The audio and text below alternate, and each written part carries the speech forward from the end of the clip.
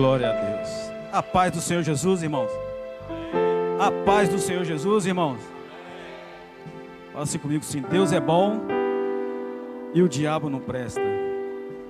Isso é uma grande verdade, né? É uma grande alegria estar aqui nessa casa. Casa que a gente está em torno mais ou menos de 12 anos. E há 4 anos e 8 meses nós estamos no sertão fazendo missões pela igreja. E coube de nós virmos ao Espírito Santo fora do nosso período de férias. A gente vai completando um pouquinho de idade, né? A gente tem que passar pelos nossos processos, visitando os médicos de vez em quando, né? O médico pediu para a gente fazer um retorno e viemos esse mês para poder fazer o retorno. E se Deus quiser, dia 26 estamos retornando para dar continuidade a essa obra. 4 anos, irmãos, e 8 meses. Bate a saudade de vez em quando, viu? Quando a gente chega aqui na igreja, a gente vê aquela turma da, vou botar assim dizendo, né? Não excluindo os mais novos, mas os nossos mais velhinhos. Temos aqui Dona Maria, tem a Tina, que não tô querendo, a Tina sumiu? Se escondeu, né? Faz parte da nossa história, Getsemane. Quanto tempo, e tempos maravilhosos. Tempos esses, queridos, às vezes de monte, de vales de orações, de lutas, de choros, de células. Isso bate saudade, porque a gente entende que a obra de Deus ela é tão extensa que a gente, quando olha para trás, a gente percebe o quanto Deus tem sido zeloso com a minha vida, com a vida da minha esposa. E eu digo do fundo do meu coração, até aqui tem nos ajudado o Senhor. Querido, nesses 4 anos e 8 meses, eu lembro que quando eu fui para Paratinga, havia uma jovem, uma senhora, de uns 30 e poucos anos. Ela e seus 2 filhos sempre iam para as zonas rurais com a gente. Ela sabia, ela fazia parte também das pessoas que se converteram na época. E a gente dava oportunidades para que eles pudessem cantar algum hino, alguma coisa assim, orar. E essa mulher, às vezes ela cantava uma canção, que essa canção eu nunca esqueci, Cleiton. Ficou marcado no meu coração. Ela fala sobre o trabalhador, aquele que trabalha na obra do Senhor. Essa canção, ela diz assim mais ou menos: eu quero trabalhar para o meu Senhor, levando a palavra com amor. Quero eu cantar e orar, e ocupado sempre estar, sina linda do Senhor. Trabalhai e orai, na seara e na vinha do Senhor. Meu desejo é orar, e ocupado quero estar, se na vinha do Senhor. Eu quero cada dia trabalhar, escravos do pecado libertar, conduzi-los a Jesus, nosso guia, nossa luz, se na vinha do Senhor. A igreja de pé comigo agora. Trabalhar e orar, na seara e na vinha do Senhor. Meu desejo é orar, e ocupado quero estar, se na vinha do Senhor. Mais um refrão. Eu quero cada dia trabalhar. Escravos do pecado, escravos do pecado, libertar, conduzi-los a Jesus, conduzi-los a Jesus, nosso guia, nossa luz, se na vinha do Senhor. A igreja, trabalhar e orar na seara e na vinha do Senhor. Meu desejo é orar, se na vinha do Senhor. Querido, esse hino nunca saiu do meu coração. Sabe por causa de quê? Porque ele fala sobre trabalhar. Eu fico aqui imaginando, desde lá do tempo de Abraão, de Isaac e Jacó, quando Deus fez uma promessa para eles, de que eles iam herdar uma terra, mesmo que não fosse na descendência deles, mas o povo que Deus tinha escolhido ia herdar uma terra prometida. E essa terra prometida, eu creio que ela existe até para os nossos dias de hoje. Sabe por causa de quê? Porque a terra prometida que Deus prometeu para mim e por você é a eternidade. E essa eternidade, ela está para todo aquele que crê. E por isso que eu creio, querido, que as promessas do Senhor ainda vão se cumprir na vida de todo aquele que crê. Amém? E tem uma canção que ela fala o seguinte: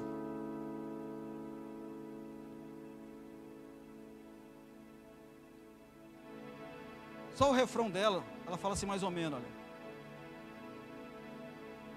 Deixa eu ver se eu consigo abrir ela aqui. E essa canção, primeira vez que eu ouvi essa canção, eu achei ela linda também. E o refrão dela diz assim, ó: ainda que para te servir, Jesus, eu tenha que chorar, te servirei porque comigo estará.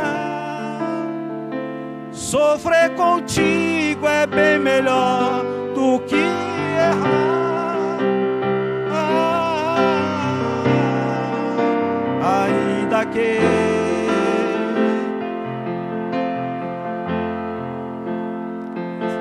nem chorar, te servirei porque comigo estará. Sofrer contigo é bem melhor do que errar. Curve a sua cabeça, feche os teus olhos.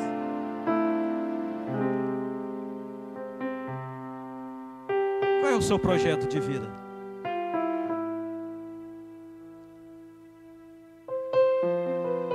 Quais são as promessas que você tem recebido? E muitas das vezes essas promessas, você aceitou ela no seu coração,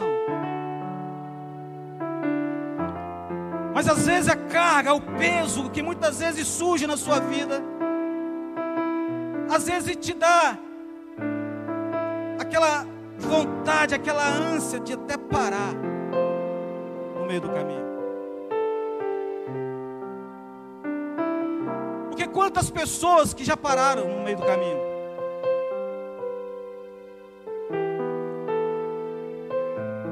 E nesse refrão que nós cantamos, diz: ainda que para te servir, Jesus, eu tenha que chorar. Às vezes o fardo está pesado, mas Jesus diz: vem a mim. Ele disse que é para eu ir até Ele. Ele não falou que é para mim ficar parado. Ele tem um projeto especial para a minha vida, para a sua vida, e todos nós sabemos disso. Mas a única certeza é saber é que Ele diz: filho, não desista, não pare, porque os meus projetos para a sua vida são muito maiores do que o mundo tem te oferecido.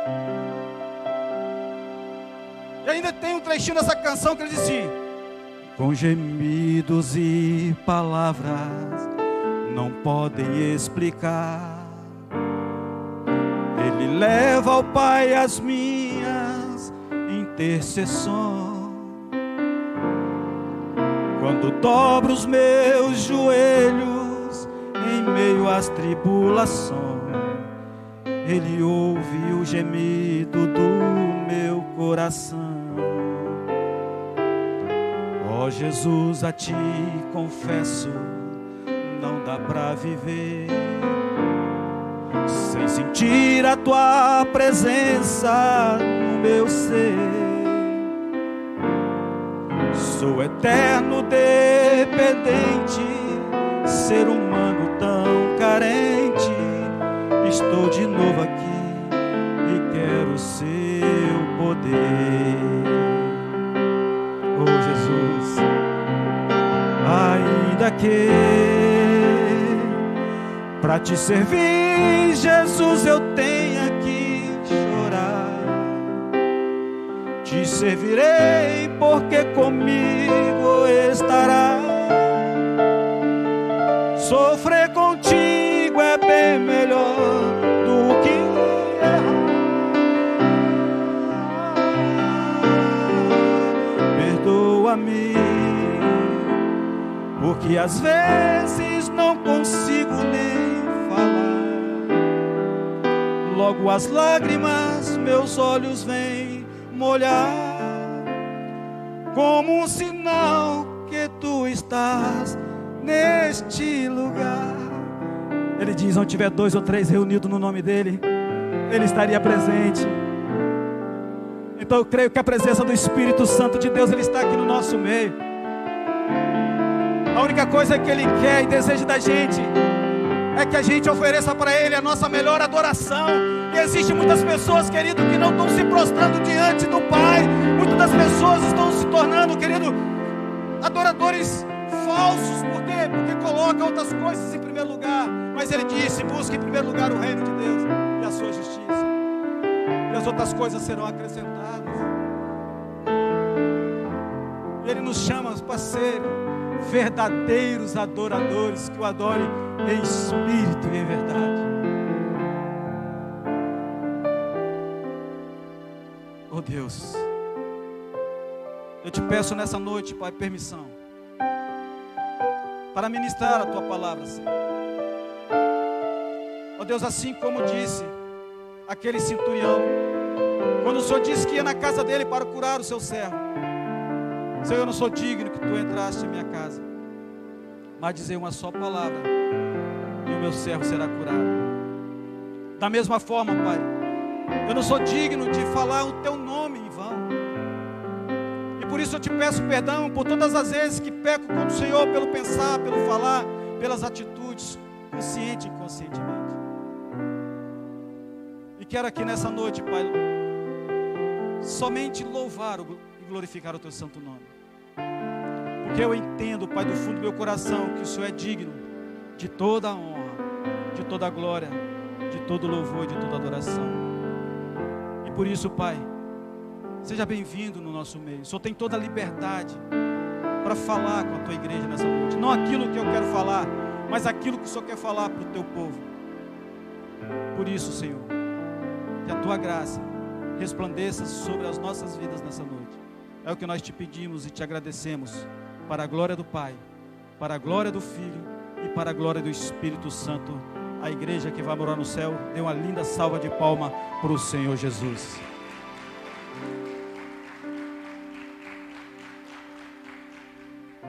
Querido, abra sua Bíblia.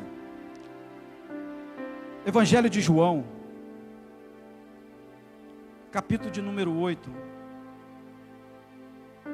Um versículo bem conhecido. Evangelho de João, capítulo 8, versículo de número 36.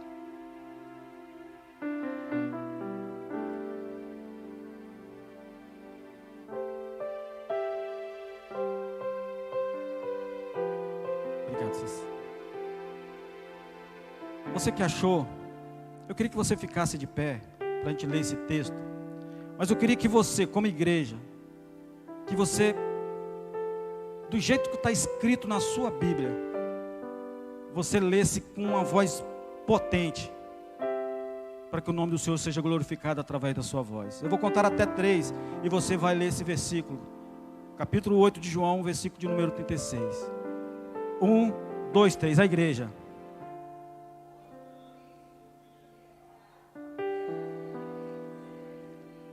Querido, para o pastor Evaldo ficou muito legal, mas eu creio que para Jesus você pode fazer o melhor.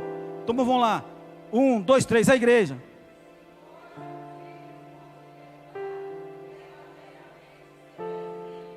Portanto, se o Filho os libertar, vocês de fato serão livres. Pode tomar o seu assento. Sabe o que me chama a atenção neste texto? Que ele diz: portanto, se o Filho os libertar, vocês de fato serão livres. Mas em outra versão diz: se pois o Filho vos libertar, verdadeiramente sereis livres. Eu fico imaginando, verdadeiramente está antes de livres. Mas por que disso tudo? Porque eu entendo, querido, que todos nós já somos livres. Nós somos livres. Deus não nos fez escravos. Deus nos fez livres. Só que durante toda a trajetória, a qual Deus ele quis, a qual que o povo, principalmente a qual ele escolheu, o povo hebreu, lá no passado, para ser o seu povo, para que o seu povo viesse a adorá-lo. E nesse período de lá para cá, a gente percebe que muitos deixaram de adorar o Deus verdadeiro. Começaram a adorar bezerros, começaram a adorar estátuas, e começaram a fazer tudo aquilo que desagradava o coração de Deus. E o grande princípio de tudo, para que eu e você possa ter vida e vida com abundância, é uma palavrinha muito pequenininha chamada obedecer. Mas a gente percebe que o povo, de geração em geração, eles vinham desobedecendo a palavra de Deus. E isso, querido, trouxe consequências drásticas para a vida de muitas pessoas. Eu não costumo colocar temas para as mensagens que às vezes a gente vai estar falando, mas aqui Deus tocou no meu coração de colocar um tema para essa palavra que se chama alcançando o meu propósito. Fala comigo assim: alcançando o meu propósito. Repete mais uma vez: alcançando o meu propósito. Porque todos nós temos um propósito, sim ou não? Temos, irmão. O meu propósito é um dia ir para a eternidade. Se não for no dia do arrebatamento, que seja no dia da minha morte. Mas que eu possa cumprir em vida o propósito. E quando a palavra de Deus diz: portanto, se o Filho os libertar, verdadeiramente sereis livres. Então todos nós já somos livres. E sabe o que me chama a atenção? É que no período de Abraão, Isaac, Jacó, o povo era livre. Eles andavam para tudo quanto é canto, em direção à terra prometida. A terra que mana leite e mel, porque Deus tinha prometido isso. E nesse período, na época de José, de Jacó, José, ele passa a governar o Egito. No período em que ele estava governando o Egito, querido, era uma coisa maravilhosa. Por quê? Porque Deus estava prosperando o povo hebreu dentro do Egito, e não era a terra prometida deles.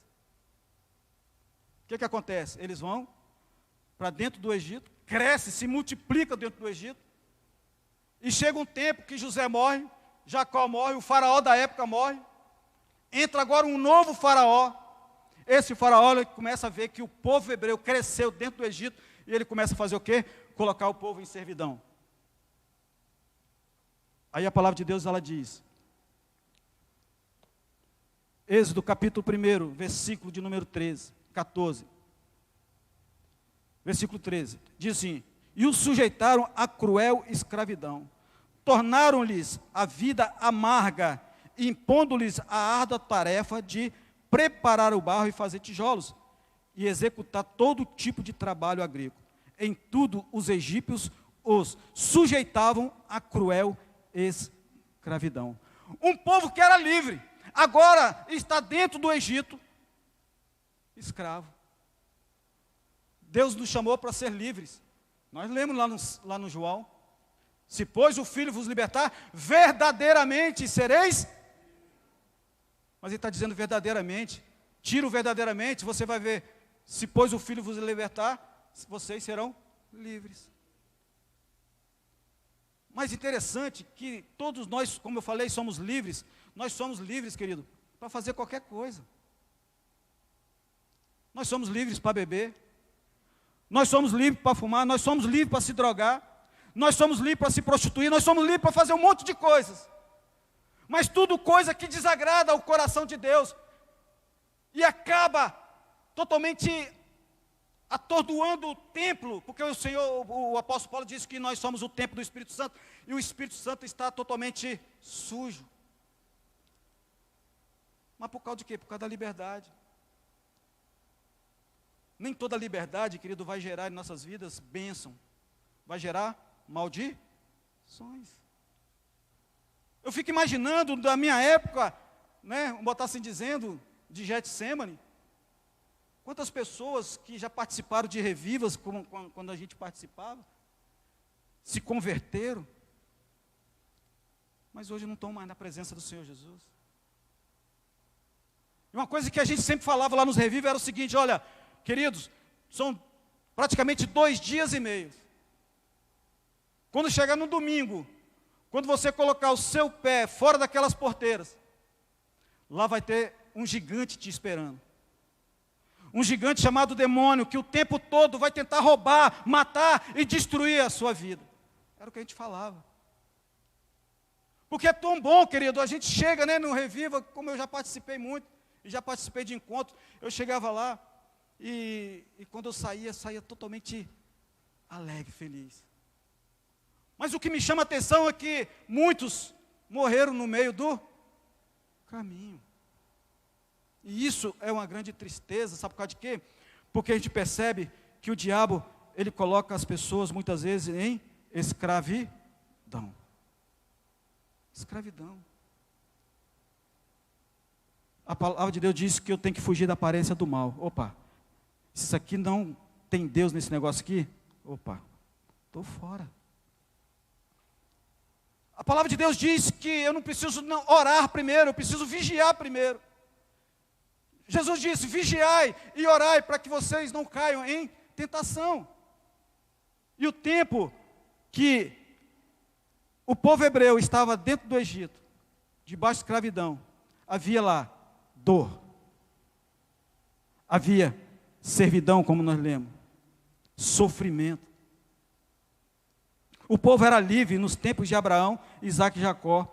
Nos tempos de Jacó houve fome o quê? Na terra. O que eles fizeram? Vamos lá para o Egito. O único lugar que tinha comida era lá. E chegando lá, José já estava como governador, José se manifestou para os seus irmãos, para o seu pai, e ali eles prosperaram dentro do Egito. Só que não era a terra prometida. Todos nós temos uma terra prometida. Porque o Senhor nos preparou, e Ele diz lá em João 14, se você quiser me acompanhar, olha só que a palavra de Deus, ela diz, João 14, versículo 1, não se perturbe o coração de vocês, creio em Deus, creio também em mim, na casa do meu Pai há muitas moradas, se não fosse assim, eu lhes teria dito, vou preparar lugar. Então nós entendemos que o Senhor, Ele foi nos preparar moradia, lugar. A eternidade, querido, é logo ali. Sabe lá, né, eu estou com 57 anos, daqui a pouco está chegando a minha senha. Mas tem muitos novos que estão aí, que a senha já veio precipitadamente. Por quê? Porque deixaram de olhar para Jesus. Eu lembro que um dia eu estava lendo quando eu fazia um curso de célula, quando eu me converti na Assembleia de Deus, e tinha um livro, nesse estudo, que falava o seguinte, que havia um jovem, que ele participou de um encontro com Deus, e lá ele foi impactado, coisa mais linda. Aquele menino voltou cheio da presença de Deus. E chegando no seu bairro, aí para os amigos, né, eles diziam assim, rapaz, isso agora virou Bíblia, é? Cara, e como é que vai ficar nossos momentos de farra, cara? Não, agora eu sirvo a Jesus. E tudo bem.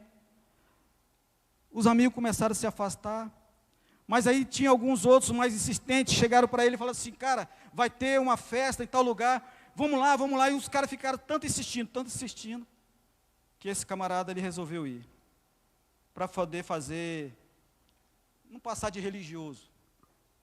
E chegando lá, os caras bebem daqui, bebem dali, usa droga daqui, usa droga dali, ele só observando, só tomando a Coca-Cola. E os caras perturbando ele, ele foi e pô. Uma cervejinha não vai fazer mal a ninguém. E quando eu frequentava o AA, no período que eu era alcoólatra, lá tem um livrinho dos 12 passos que dizia assim, ó, evite o primeiro gole. Aquele menino estava tomando só a Coca-Cola dele. Mas ali ele não podia nem estar, porque nós agora precisamos ser diferentes. O que aconteceu? Ele resolveu tomar uma cervejinha, tomar outra, daqui a pouco foi usando droga, aquilo foi se alimentando daquilo ali na noite. Aquele jovem teve uma crise e morreu. É o momento em que a gente dá o único vacilo, assim como aconteceu com a mulher de Ló, de olhar para trás. Quantas e quantas vezes eu fui tentado a beber. Eu lembro que antes de me converter, minha esposa, ela se converteu primeiro e começou a ir para a igreja. E sempre as pessoas me chamando, vão, Casé, vão. Não, não vou não. Levava ela, deixava lá na igreja e ficava num bar bebendo. Até o dia que eu entrei, querido, e fui perceber que aquilo ali não tinha nada para mim, que o mundo não tem nada para a gente. E é tão triste você ver, lá no sertão mesmo, a gente tem eu montei uma escolinha de futebol, para poder me aproximar dos pais dessas crianças. E tinha um momento em que eu fui levar um garotinho em casa, porque a mãe dele ficou com medo, porque eu iria chegar só de noite em casa, e era um pouco distante. E eu me comprometi com ela de estar levando esse menino para casa. Chegando lá, a mãe chegou, veio me recepcionar, ô pastor e tal, pegou na minha mão. Aí depois, no outro dia, na outra vez, veio o pai, e o pai estava alcoolizado. Aí o pai dele chegou para mim e falou assim, ô pastor, que bom conhecer o senhor. Eu vou te convidar, o senhor, para vir aqui outro dia, mas num dia que eu não vou estar bebendo, para o senhor fazer um culto aqui em casa. Olha só, irmão. Olha só a diferença que muitas vezes a gente percebe que as pessoas, elas estão vivendo uma escravidão, estão buscando por socorro. Aí quando a palavra de Deus diz, a quem enviarei? Aí o Senhor diz, envia a mim, Senhor. Aí o Senhor diz para você, eu posso contar com você? Aí muitas vezes as pessoas dizem, pode. O sertão está precisando de evangelista, de missionários, e a gente não tem. E a gente percebe quantas pessoas estão precisando de ouvir a palavra de Deus. E eu fico imaginando, querido, que no tempo de Jacó, no período do Egito, olha o sofrimento que era lá, olha o sofrimento que a gente vê nas nossas famílias hoje em dia. Quantos pais, quantas mães estão chorando pelos seus filhos. Acho que foi domingo, se eu não falo em memória, acho que foi até ele que deu um testemunho aqui bacana, cara. É isso aí, irmão, continue firme. Sabe por causa de quê? Porque através da sua vida, outras pessoas que estão lá fora na escuridão, na servidão, vão entender o propósito do Senhor. Por quê? Porque o Senhor quer, querido, que através do nosso testemunho, vidas sejam tocadas e transformadas. Por isso, nós precisamos alcançar o nosso propósito. E qual é o propósito, querido? É que não só eu, mas que toda a nossa casa venha a se entregar aos pés do Senhor Jesus. Porque eu gosto daquele trecho que Josué falou assim, eu não sei quanto a vocês, israelitas, mas eu determino que eu e a minha casa serviremos ao Senhor. Ei, você tem que profetizar isso na tua casa, declarar que vidas serão transformadas. É o agir de Deus, querido. É por isso que eu gosto daquela canção da Damares, que o agir de Deus é lindo na vida de quem é fiel. Ei, quando nós nos tornamos fiéis ao Senhor, Deus opera sinais e maravilhas no meio do seu povo. Aí o que acontece? Deus levanta um libertador, Moisés. Deus tira o povo do Egito, da sofridão, da servidão. E agora leva para o deserto. Deserto, querido, lugar de conserto. Nós saímos daquele mundo de perdição e o Senhor agora nos coloca dentro do centro do seu propósito. E agora é uma luta interna entre a carne e o espírito. Vai estar todos os dois se degladiando todo dia para tentar nos levar para a perdição.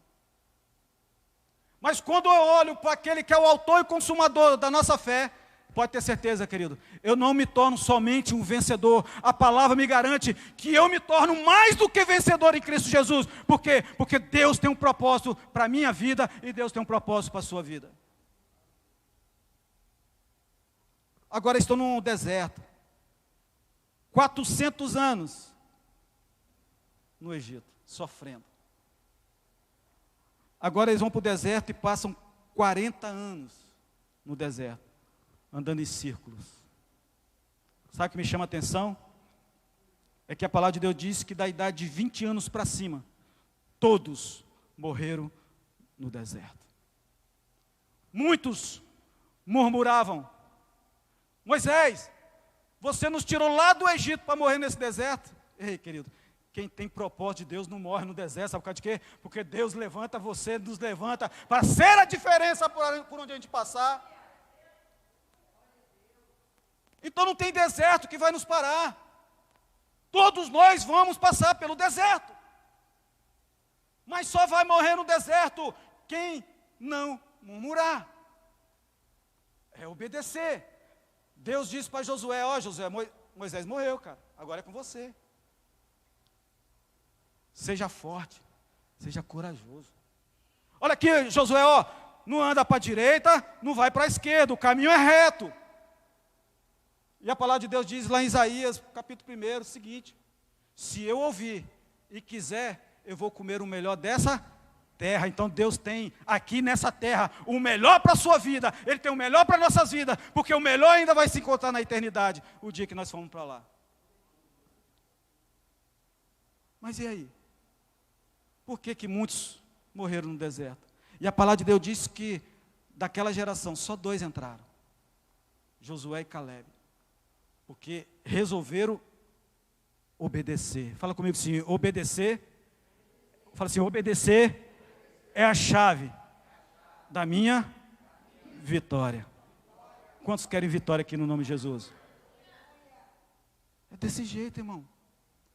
Nós precisamos colocar a nossa vida diante do altar do Senhor, para que nós e a nossa geração venha entrar na eternidade.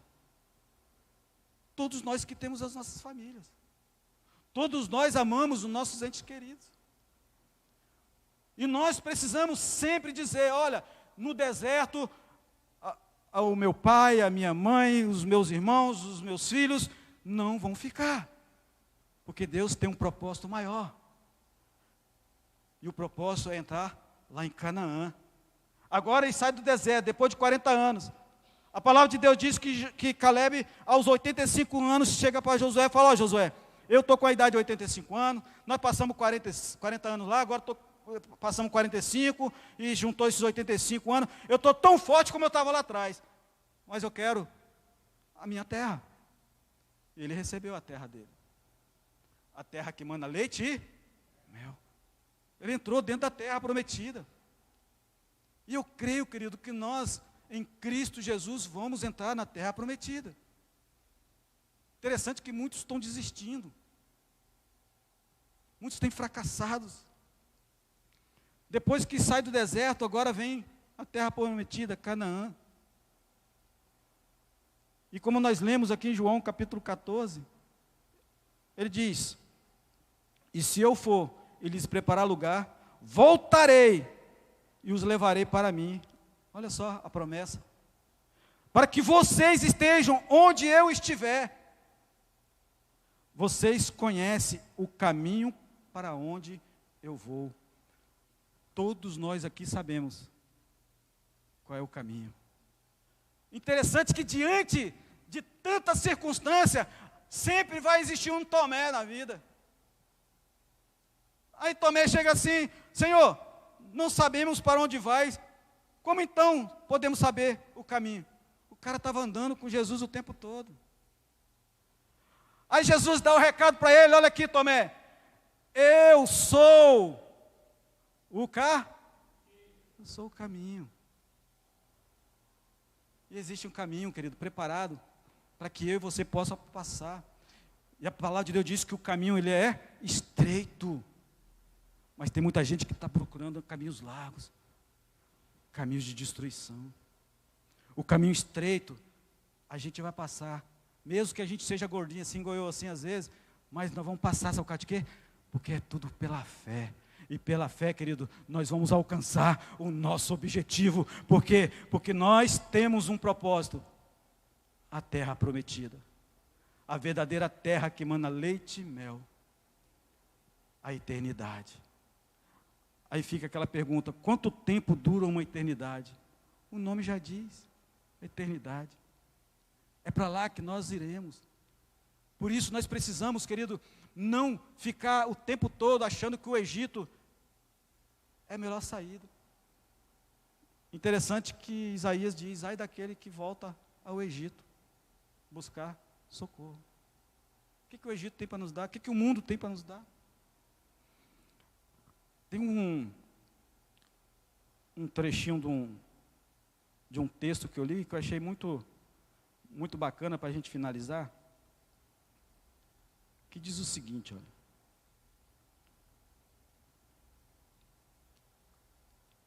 Esse texto, ele diz: tapetinho vermelho. Olha só a importância da fé. Uma senhora muito simples morava em uma casinha bem humilde com a sua neta, que estava muito doente. Apesar de todos os cuidados, a menina piorava a cada dia e já não conseguia mais sair da cama. Como não tinha dinheiro para chamar um táxi e levar a neta ao médico, a mulher decidiu deixá-la sozinho e ir a pé até a cidade em busca de ajuda. Ao chegar ao único hospital público da região, a senhora ouviu das enfermeiras que os médicos não poderiam ir até a sua casa. Era ela que deveria trazer a menina para ser examinada e medicada. Desesperada e sem saber o que fazer, a avó saiu do hospital e passou a andar sem rumo certo. Ao passar em frente a uma igreja, ela resolveu entrar. Algumas senhoras estavam ajoelhadas fazendo suas orações e a avó também se ajoelhou.